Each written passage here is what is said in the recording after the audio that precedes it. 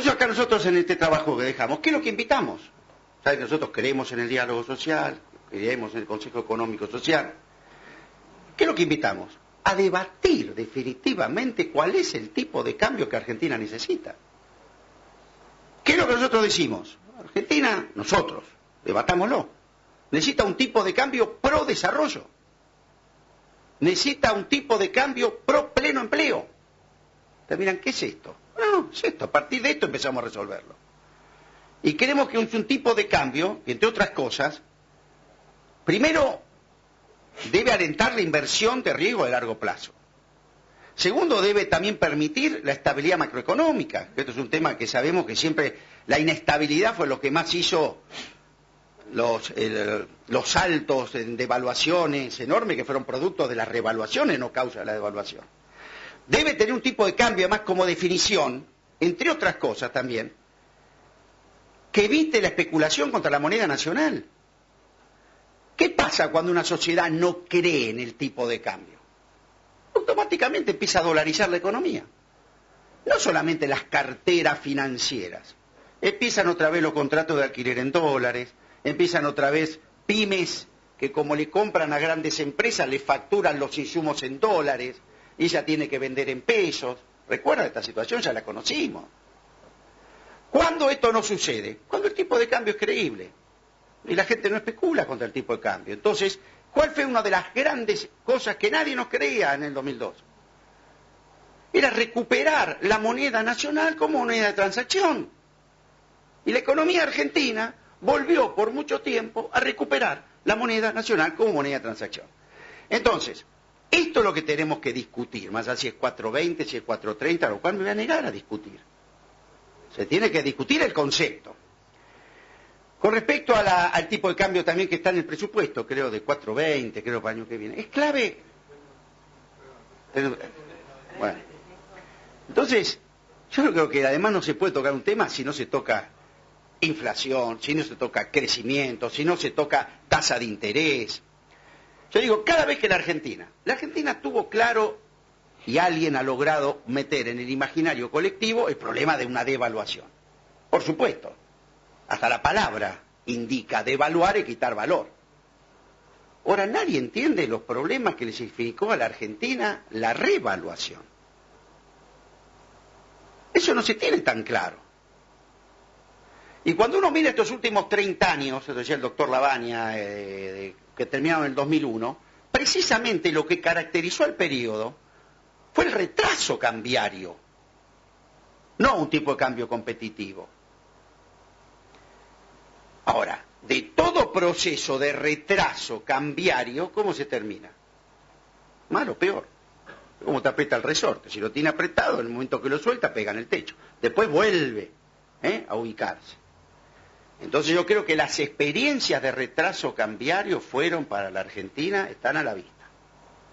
El periodo de tipo de cambio competitivo que Argentina tuvo, y además fue, creo que lo dijo también Lavagna en un momento, una de las evaluaciones más competitivas en términos de baja inflación contra esa recuperación del tipo de cambio más importante, generó esta cifra que estuvimos hablando de los últimos tiempos. Por lo tanto, me niego a hablar de cifras, ¿no? Porque creo que lo más importante es que se discuta el concepto de tipo de cambio de largo plazo. Yo quisiera agregar un solo ejemplo, Carlos. Sí, adelante. Miremos qué está pasando con Italia, que es un buen ejemplo de que no miró qué pasó con la Argentina en la convertibilidad. Italia, en el momento que entra al euro, entra con los costos creciendo del orden del 40% y entró al euro. Muchas de las industrias italianas, sobre todo las pymes familiares, corrieron o están corriendo al mismo proceso que lo que pasó en la Argentina en la década del 90. Se están vendiendo a alemanes o a capitales extranjeros de otros países o están cerrando, quebrando y dejando un desempleo elevado. O sea, es un ejemplo muy parecido a lo que nos pasó a nosotros con la convertibilidad. La convertibilidad pudo servir en un momento y yo estoy de acuerdo en que sirvió, pero ¿cuándo dejó de servir? Y prácticamente cuando México devaluó ya debíamos haber estado pensando en cómo salir en ese momento y lamentablemente nos empecinamos en una idea, y esa idea llevó a la situación de explosión que se dio en el 2001. Bueno, hago las dos últimas preguntas porque hay una cantidad de temas que ya han sido analizados. Se lo hago a Carlos Leone, pero después usted, don Mendiguren, puede hacer alguna acotación. Sin energía no hay producción posible. ¿Piensa que es necesario y posible desarrollar las potencialidades de Argentina en geotermia, nuclear, eólica, solar, cogeneración, más el desarrollo de tecnologías asociadas? Esa es una. Y la otra, el trabajo se genera con desarrollo e inversión. Ahora bien, ¿hay ciudadanos capacitados para ocupar esos puestos que puede generar el desarrollo? ¿Qué debe cambiar y aportar el sistema educativo para estar preparados al momento de crecer? Adelante, Carlos. Un poco creo que ya lo contesté antes. Yo creo que la Argentina está perfectamente preparada para desarrollar todas esas fuentes de energía que se mencionaron. El tema, para mí entender, es que la Argentina es la Argentina es un país de alta variabilidad.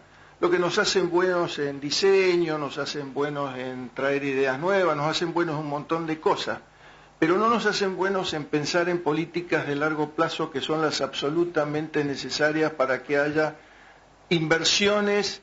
Cuando digo inversiones no estoy hablando en pequeñas inversiones, estoy hablando en inversiones grandes que son las necesarias para desarrollar energía, para desarrollar tecnología de largo plazo, para desarrollar investigación, para desarrollar minería, o sea, toda la parte dura de lo que es un desarrollo industrial o un desarrollo de agregado de valor en la industria agropecuaria o en la energética o en la que sea.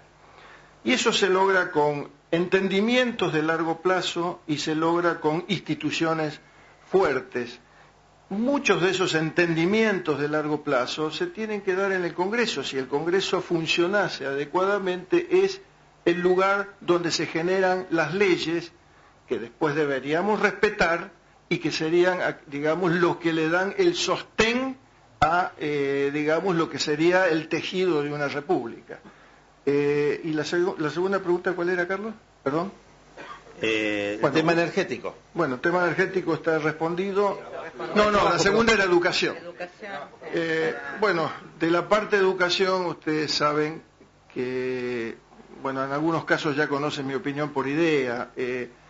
Yo lo que creo es que en la educación debemos trabajar muy fuertemente en la educación primaria y debemos trabajar muy fuertemente en la educación primaria, no muchas veces en las materias duras, o sea, no es tanto el problema enseñar matemáticas, enseñar castellano y demás, sobre todo en la primaria, no estoy pensando en la secundaria. Deberíamos enseñar nuevamente los símbolos, el himno, el sentido de país. Yo desafío a que muchos de nosotros vayamos a las escuelas del interior y veamos cuántos chicos tienen los símbolos argentinos metidos adentro, tienen el sentido de patria metido adentro, y ese sentido es el que arma un país, el sentido de que uno vea la bandera argentina y se emocione, y no que la tome como un trapo y lo tire por ahí. Entonces creo que hay que dar un vuelco muy fuerte en la educación primaria en esa dirección. Después tenemos tiempo, aparte de ayudar a que los chicos vayan al colegio, que es otra de las funciones indelegables del Estado.